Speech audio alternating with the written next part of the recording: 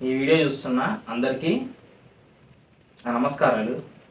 Hi friends, నేను మీ Mahesh and welcome back to my channel SAS astrology. మనం ఈ వీడియోలో డిస్కస్ చేయబోయే టాపిక్ ఏంటంటే భరణి నక్షత్రం గురించి మనం సంపూర్ణంగా తెలుసుకునే ప్రయత్నం అనేది ఈ వీడియోలో మనం చేద్దాం. ఒకసారి నేను ఆల్రెడీ చేసిన ప్రీవియస్ వీడియోలో అశ్విని నక్షత్రం గురించి సంపూర్ణంగా వీడియో అనేది చేయడం జరిగింది. సో ఇప్పుడు మనం అశ్విని నక్షత్రం తర్వాత నక్షత్రమైన భరణి నక్షత్రం గురించి ఈ వీడియోలో మనం తెలుసుకోబోతున్నాం. ఈ భరణి నక్షత్రం అనేది మేషరాశికి చెందిన నక్షత్రంగా మనం గుర్తించవచ్చు అనమాట. మనం ఫర్దర్గా ఈ భరణి నక్షత్రం గురించి సంపూర్ణంగా తెలుసుకోబోయే ముందు అసలు ఈ భరణి నక్షత్రం ఈ మేషరాశిలో ఎన్ని డిగ్రీల వరకు ఉంటుంది అనే విషయం మనం తెలుసుకునే ప్రయత్నం చేద్దాము. మనకు తెలిసిన విషయం ఏంటంటే ఈ మేషరాశి అనేది 30 డిగ్రీల వరకు ఉంటుంది.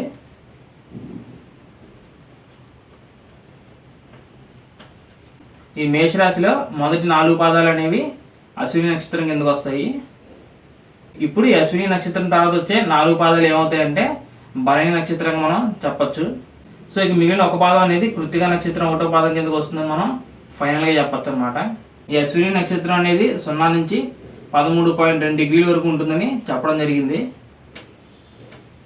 సో 4 పాదాలు అనేవి 13.2 డిగ్రీలకు ఉంటే సో ఈ 4 పాదాలు కూడా సేమ్ 13.2 డిగ్రీలకి ఉంటాయని మనం చెప్పచ్చు. సో దీన్ని బట్టి మనం ఫైనల్గా ఏం చెప్పచ్చు అంటే ఈ భరణి నక్షత్రం అనేది 13.2 డిగ్రీల నుంచి 26.4 డిగ్రీల వరకు ఉంటుందని మనం ఫైనల్గా చెప్పచ్చు అనమాట.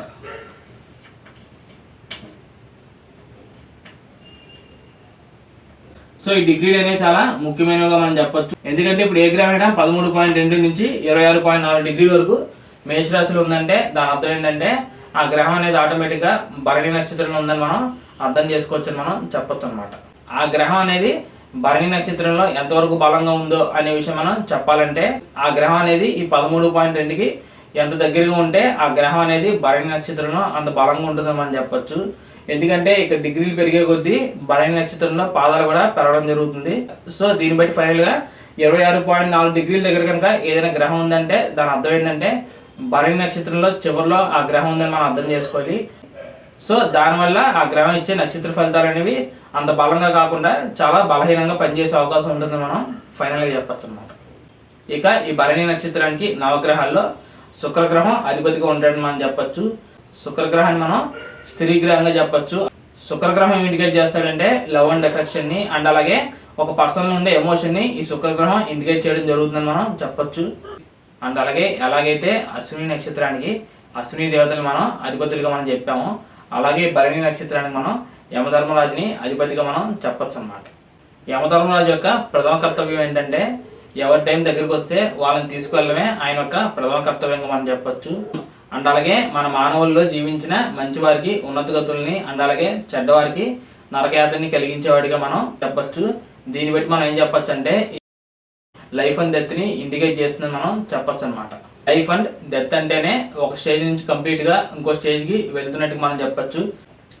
సో దాన్ని మనం ఏం చెప్తామంటే సడన్ ట్రాన్స్ఫర్మేషన్ గా చెప్పచ్చు. అంటే అనుకోకుండా జరిగే నూతనమైన మార్పుల్ని ఈ భరణి నక్షత్రం అనేది ఇండికేట్ చేస్తుందని మనం చెప్పచ్చు అనమాట. ఈ భరణి నక్షత్రానికి శుక్రగ్రహం అధిపతిగా ఉంటాడు అండ్ అలాగే యమధర్మరాజుని అధిదేవతగా చెప్పచ్చు. యమధర్మరాజు డెత్ ని ఇండికేట్ చేయడం జరుగుతుందని ఇందాకే చెప్పడం జరిగింది. ఇక శుక్రగ్రహం విషయానికి వచ్చినట్లయితే ఈ శుక్రగ్రహం దగ్గర ఒక స్పెషల్ విద్య అనేది ఉందని చెప్పొచ్చు. దాన్ని మనం ఏం చెప్పచ్చు అంటే మృత సంజీవని విద్యగా మనం చెప్పొచ్చు. అంటే చనిపోయిన వారిని కూడా బతికించగలిగే శక్తి అనేది ఈ శుక్రాచార్యుడికి ఉందని మనం చెప్పొచ్చు అనమాట. దీన్ని బట్టి మనం ఏం చెప్పొచ్చు అంటే ఈ భరణి నక్షత్రంలో జన్మించిన వారికి ఇటువంటి రహస్యమైన విద్యలు అనేవి వచ్చే అవకాశం ఉంటుంది మనం చెప్పొచ్చు. అంటే ఈ పర్సన్స్ అనేవి ఎక్కువగా మెడిసిన్స్ లో అండ్ అలాగే సర్జరీస్ లో బాగా రాణించే అవకాశం ఉంటుందని మనం చెప్పొచ్చు. ఎందుకంటే సర్జరీస్ చేసే డాక్టర్స్ అనేవాళ్ళు చావు వరకు వెళ్ళిన వాళ్ళని కూడా వెనక్కి తిరిగి రప్పించగలిగే వైద్యం అనేది వాళ్ళ దగ్గర ఉంటుంది కాబట్టి నేను ఆ విధంగా చెప్పడం జరిగింది. అండ్ అలాగే ఈ భరణి నక్షత్రం ప్లేస్ అయిన రాశి అనేది మేషరాశి అయింది కాబట్టి ఆ మేషరాశికి కుజగ్రహం అధిపతిగా ఉంటాడని చెప్పొచ్చు.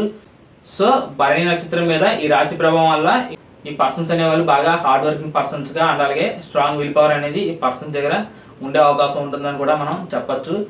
ఈ శుక్రగ్రహానికి ఉన్న లవ్ అండ్ ఎమోషనల్ వీక్నెస్ అనేది ఈ భరణి నక్షత్రం వాళ్ళలో ఎక్కువగా కనిపించే అవకాశం ఉంటుంది మనం చెప్పొచ్చు. అంటే వీళ్ళకున్న లవ్ అండ్ ఎమోషన్స్ వల్ల వీళ్ళకి వచ్చిన గొప్ప అవకాశాలు కూడా ఒక్కోసారి పోగొట్టుకునే అవకాశం ఉంటుందని మనం ఫైనల్గా చెప్పొచ్చు అనమాట. ఇక నేను ఫైనల్గా లగ్నాల గురించి చెప్పి ఈ వీడియోని ఎండ్ చేసే ప్రయత్నం చేస్తాను. ఈ భరణి నక్షత్రానికి అధిపతి శుక్రగ్రహంగా చెప్పడం జరిగింది. ఈ శుక్రగ్రహం శనిపాద లగ్నాలకి మిత్రగ్రహంగా ఉంటాడు, అటు గురుపాద లగ్నాలకి శత్రుగ్రహంగా ఉంటాడు అని చెప్పచ్చు. దీన్ని బట్టి మనం ఏం చెప్పొచ్చు అంటే శనిపాద లగ్నాల వారికి కనుక ఏదైనా గ్రహం ఈ భరణి నక్షత్రంలో కనుక ప్లేస్ అయి ఉంటే ఈ భరణి నక్షత్రం వల్ల వచ్చే ఫలితాలు అనేవి పాజిటివ్గా ఉండే అవకాశం ఉంటుంది. అలా కాకుండా గురుపాద లగ్నాల వారికి కనుక ఏదైనా గ్రహం కనుక ఈ భరణి నక్షత్రంలో కనుక ప్లేస్ అయి ఉంటే అప్పుడు ఈ నక్షత్రం వల్ల వచ్చే నెగిటివ్ రిజల్ట్స్ అనేవి ఆ పర్సన్స్ అనేవాళ్ళు ఫేస్ చేయడం జరుగుతుందని మనం ఫైనల్గా చెప్పొచ్చు అనమాట. సో ఫైనల్గా ఇది ఫ్రెండ్స్ నా వీడియో భరణి నక్షత్రం గురించి అండ్ అలాగే ఈ భరణి నక్షత్రంలో ఉండే గ్రహాల యొక్క ఫలితాల గురించి. ఈ వీడియో మీకు బాగా అర్థమైందని అనుకుంటున్నాను అండ్ అలాగే ఈ వీడియో మీకు బాగా యూజ్ అవుతుందని నేను భావిస్తున్నాను. అండ్ అలాగే నా సైడ్ నుంచి చిన్న రిక్వెస్ట్ ఏంటంటే ఇప్పటిదాకా ఈ వీడియో చూస్తున్న వాళ్ళు ఎవరైనా నా ఛానల్ కనుక సబ్స్క్రైబ్ చేయకుండా ఉంటే తప్పకుండా వాళ్ళకు కూడా ఈ వీడియో ఉపయోగపడి వాళ్ళు కూడా సబ్స్క్రైబ్ చేస్తారని నేను ఆశిస్తున్నాను. So thank you friends, thank you for watching my video and thank you so much for your time. మనం నెక్స్ట్ వచ్చే అప్కమింగ్ వీడియోలో కృత్తికా నక్షత్రం గురించి ఇదే విధంగా సంపూర్ణంగా తెలుసుకునే ప్రయత్నం అనేది మనం ఖచ్చితంగా చేద్దాము. సో అప్పటి వరకు bye friends, see you very soon.